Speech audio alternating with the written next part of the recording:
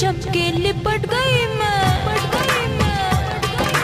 बिजली चमके लिपट गई मैं तुझसे मारे डर के, बिजली चमके लिपट गई मैं तुझसे मारे डर के, सैया जी मैंने हद कर दी, हाँ बलमा जी मैंने हद कर दी।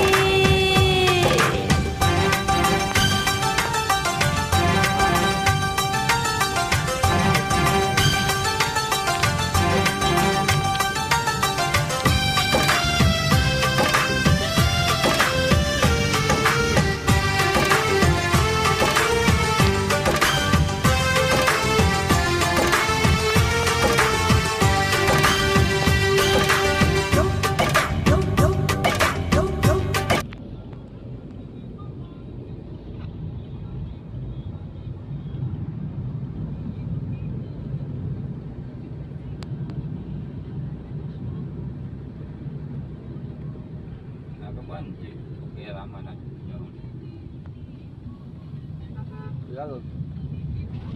અમદાવાદ અંદર બંધ છે તો ક્યાં જવા દઈશ તું?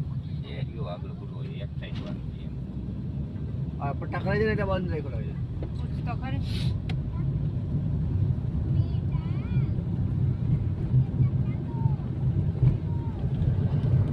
બધા મિસિંગ પુલમાં જોવા જશે આપણે ભાઈ દસ લેવાનું છે